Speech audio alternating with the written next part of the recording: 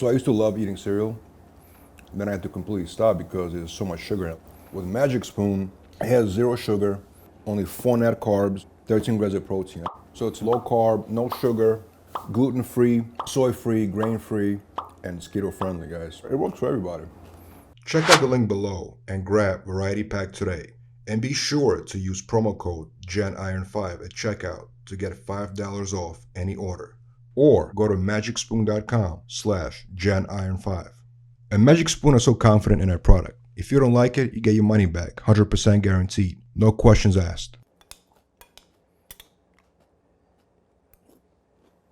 I was never going to be a men's physique. Didn't have much of an off season. I like his physique better. I'm always very energetic. I will have to put me as one of the greatest. Mr. Olympia was won by the back. Hey Andres, it's great to meet you finally. I was looking forward to it. Ditto. I've been following you guys for quite a while now. And congratulations on winning Miss Olympia 2 years in a row. That's amazing. It still seems like a dream. So I want to first kind of get to know about your origins. How did you get into bodybuilding? I understand you were doing gymnastics and different other sports before you actually got into professional, amateur and then professionally competing, right? Yeah. I was getting fat in college and needed to figure it out. Now that, gymnastics or cheerleading was not a part of my schedule, I had to create a schedule for myself because I was getting too big and I was not comfortable. But then, I started meeting people at the gym. Some people would, get into doing marathons. Some people, were really heavy into competing. And I felt like there was just a certain look that went with competing that looked appealing to me.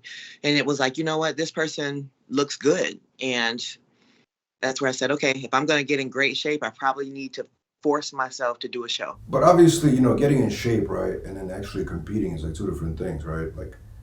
How did you get even the courage to go on the stage? You know what I mean? How did you even wanted to pursue that? Well, I did try to just get in shape.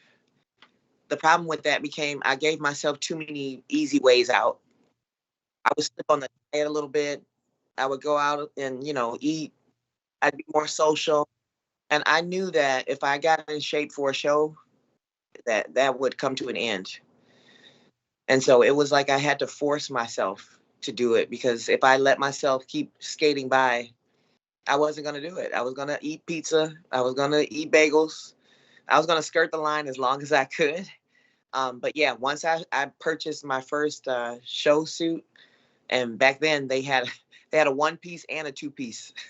I may be dating myself a little bit, but that 1-piece was like, okay, yeah, that's doable. But the 2-piece, I said, oh yeah, I got to make sure I stick to a diet if I'm going to get into this suit because it is small, extra small. Was bodybuilding always women's bodybuilding? There's obviously different divisions, right? Was bodybuilding specifically always your number one choice? It was say that you wanted to pursue. No, I never felt as though I was big enough for bodybuilding. But I knew I had enough muscle to get me through figure. So back then, there was only women's bodybuilding, figure, and fitness. And at that age, I did gymnastics, I did cheer, I had the background, but I didn't want to take the easy way out for me.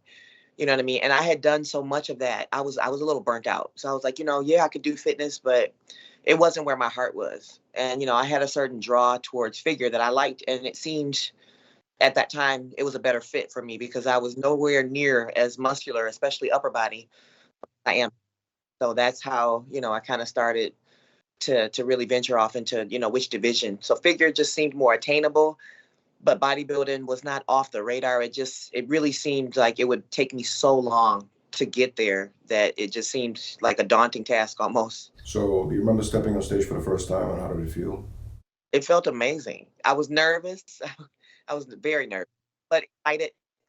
I kind of had a point to prove. I had a couple people who told me that they didn't think I would be ready. They didn't think that I had the heart to stick to it.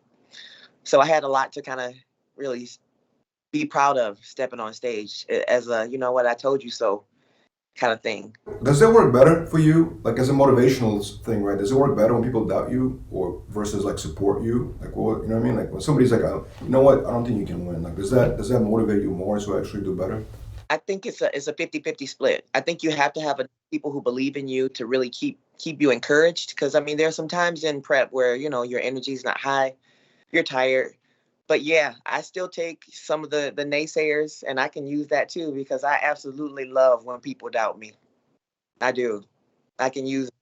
So, you won the Olympia 2 years in a row, 2020, 2021. I mean, that's big, right? 2 years in a row, obviously, and brand new champion. How did it feel? I mean, obviously, it's a great accomplishment, right? But as far as I feel like it was even more meaningful because it came back to the Olympia, right? I mean, it's like a new era in a way. Exactly.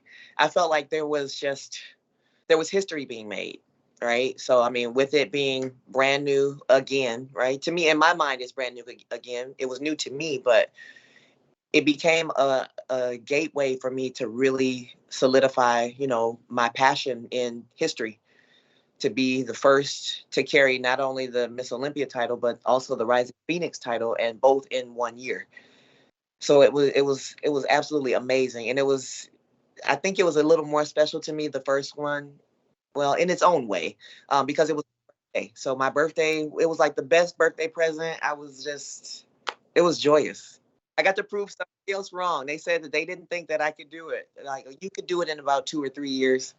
And I'm like, yeah, no, we're going to do it now. What year did you become a pro? 2018. 2018. Okay, okay. Eh, So in 2014, right? They basically banned women's bodybuilding from Yes. Olympia, from the From Arnold. Arnold, basically all the major competitions except for the Rising Phoenix. I'm going to ask you about that in a second, but you know, essentially became a pro during an era when there was no Miss Olympia even being offered, right? Right. How did it feel not to be able to, you know what I mean? Well, at a certain point, because I got my pro card in women's physique. So, I mean, the Olympia was in my sights, but once I made my pro debut, I came in 11th. So I knew then, I said, okay, well, I mean, there's nowhere else to go except into women's bodybuilding. And I knew about the Rising Phoenix. And I said, well, at least it's something, it's our version of what the Olympia used to be, plus, a little extra because you get the car, right? So it became a matter of, do I want to do this for the Miss Olympia title, or do I want to do this for, you know, the love of the sport? And, because I think I've benefited so much from doing it, it didn't matter to me whether the Miss Olympia came back or not. It would be great if it did, but if it didn't, I was still going to compete, and I was going to take it to the highest level that I could, because, again, it's the only thing that I can say without a shadow of a doubt makes me get in the best shape. Like, I have to stick to the diet. I have to do my training because I know that the stage is coming, right, at a certain date. And, there's nothing that pushes me to make sure that I'm on top of everything, like doing a show. So Rising Phoenix competition, for those who don't know, this is like the one of the most or the most important women's bodybuilding competition in the world, right? Would you agree with that? Exactly. 100%. What's the And prize money for that one? prestige than I think some female bodybuilders who did compete during the Miss Olympia era before it was taken away. I think many of them saw that as a step down, but it really wasn't. It really wasn't, because again, they brought so much prestige because you get a car, you get a brand new car, plus you get the $50,000 purse. So it's like, you'd be crazy not to do it. Be crazy not to do it. And basically now the owner of that competition bought the Olympia, so therefore that's why they brought women's bodybuilding back to Olympia, essentially, right? Kind of it all kind of like came full circle in a way. Exactly, exactly. And Jake Wood, he's a very ingenious man when it comes to having the experience, not just as a spectator, but also as an athlete.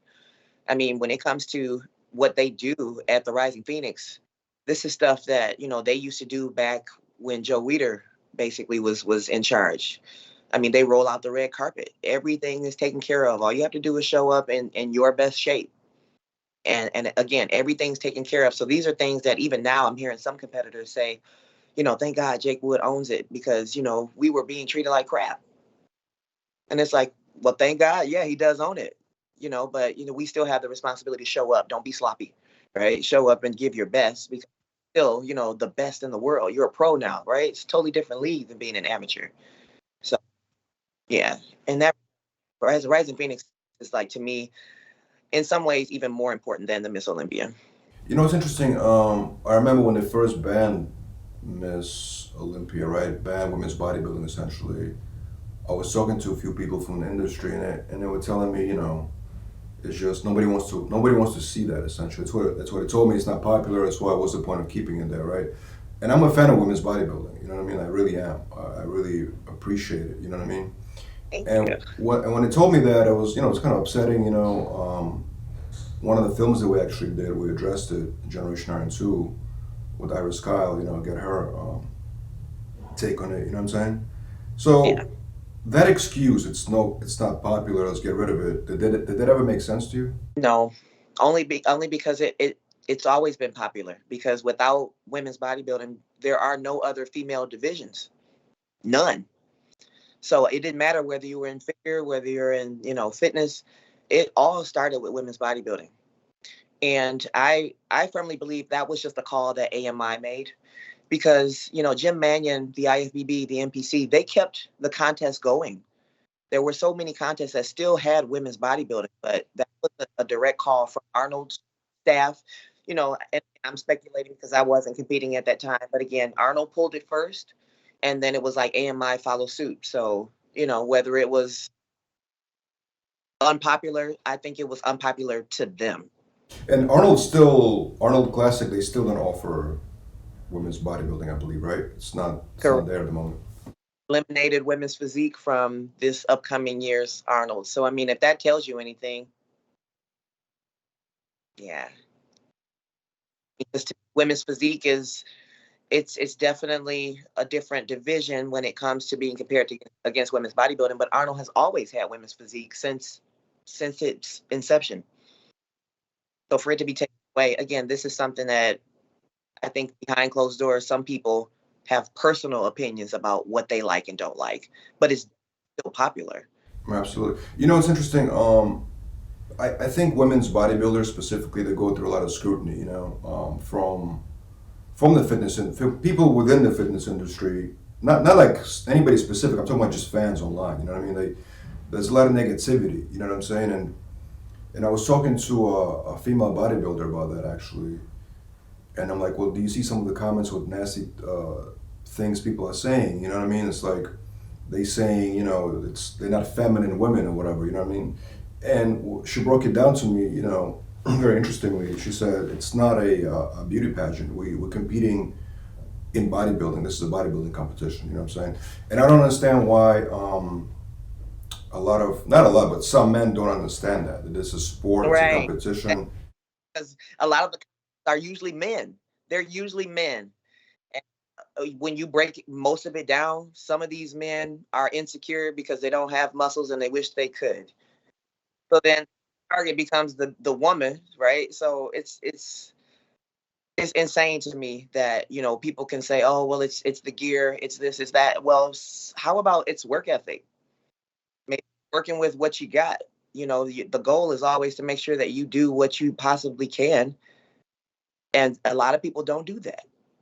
Feel like, okay, yeah, you can just pump in the gear and you just get big. And that's not the case. That's not the case at all. But most of those people, if I engage with them, the guys always end up trying to ask, okay, well, tell me what's your bicep workout? Or tell me what's your back workout? How can I get big? Okay, well, if that's what you really wanted to know, you should have asked that instead of trying to answer. Because I probably work 3 times as hard as you do. And I'm a woman. It's not my problem. No, I think, it's great that women's bodybuilding came back, and another thing what I keep hearing from people is like, and the thing is like, it's the same comparison to men's bodybuilding, right? They're complaining, well, over the years, like the muscles got, like the physiques got bigger, but it's the same as men's. I mean, you know what I mean? Like you can't really say that against women's bodybuilding. It's just what it is. It's just sport. You know what I mean? Like I don't know how to I don't even And know how to argue that point, you know? sports always evolve. No sport ever remains the same, whether it's, the Joe Weider Olympics or gymnastic Olympics, ice skating. I mean, no sport ever stays the same. There are athletes that come along that are truly unique that end up changing different dynamics within the sport. It's just the way it goes. And to me, you either appreciate them or you don't. And I mean, to say that, women's bodybuilding is not feminine, there are plenty of us who are feminine. Plenty of us. Yes, I feel like we got dresses on, we wear heels, we keep our nails done, we keep our makeup done. I mean, I think it's just a personal thing. You decide. No, absolutely. And have you ever seen a movie called Pumping Iron 2, the second part, The Women? Have you ever seen that?